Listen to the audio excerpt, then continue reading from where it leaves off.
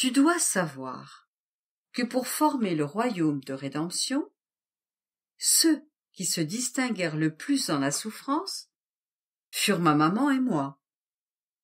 Et même si apparemment elle ne souffrit aucune des douleurs que connurent les autres créatures, à l'exception de ma mort, que tous ont connue, et qui fut le terrible coup fatal pour son cœur maternel, et plus grand que la mort la plus douloureuse, puisqu'elle possédait l'unité de la lumière de ma volonté, qui perça son cœur. Non seulement des 7 glaives rapportés par l'Église, mais de tous les glaives des péchés et des souffrances des créatures, qui martyrisaient terriblement son cœur maternel.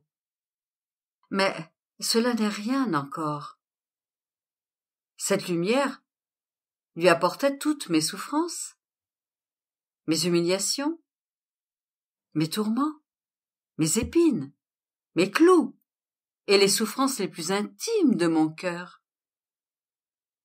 Le cœur de ma maman était le vrai soleil. Personne ne peut voir cette lumière, mais elle contient tous les biens et tous les effets que la terre reçoit et possède, et l'on peut dire que la terre est enclose dans ce soleil. Il en est de même pour la reine souveraine. On ne pouvait voir que sa personne, mais la lumière de ma volonté suprême la faisait participer à toutes les souffrances possibles et imaginables. Et plus ces souffrances étaient intimes et inconnues, plus elles avaient de valeur et de puissance sur le cœur divin pour demander le Rédempteur tant attendu, depuis si longtemps. Et plus que la lumière du soleil, elle descendait dans le cœur des créatures pour les conquérir et les lier au royaume de rédemption. C'est pourquoi l'Église connaît si peu les souffrances de la céleste reine souveraine et ne parle que des 7 glaives. Mais si l'Église savait que son cœur maternel était le refuge, le dépôt de toutes les souffrances, et que la lumière de ma volonté les lui apportait toutes, sans en épargner aucune, elle ne parlerait pas de 7, mais de millions de glaives. Et comme elles étaient des souffrances intimes, Dieu seul connaît l'intensité de sa douleur. C'est pourquoi, de droit, elle a été constituée reine des martyrs et de toutes les souffrances. Les créatures peuvent donner un poids, une valeur aux souffrances extérieures, mais elles ne connaissent pas suffisamment les souffrances intérieures pour leur attribuer un juste prix. Pour pouvoir former dans ma maman premièrement le royaume de ma volonté, puis celui de la rédemption, tant de souffrances n'étaient pas nécessaires, car étant sans péché, l'héritage des souffrances n'était pas pour elle. Son héritage était le royaume de ma volonté.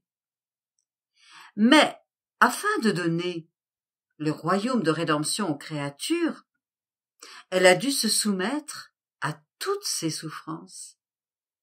Ainsi, les fruits de la rédemption ont mûri dans le royaume de ma volonté possédé par moi et ma maman.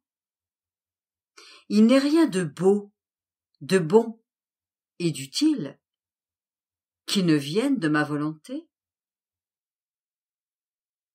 Mon humanité était unie à la reine souveraine qui demeurait cachée en moi, dans mes souffrances, mes douleurs, et c'est pourquoi on les connaît très peu. Mais, quant à mon humanité, il était nécessaire que l'on sache combien j'ai souffert et combien j'ai aimé. Sans cela, je ne pouvais pas former le royaume de rédemption. La connaissance de mes souffrances et de mon amour est un aimant, une incitation et une lumière pour attirer les âmes vers les remèdes et les biens que contient le royaume.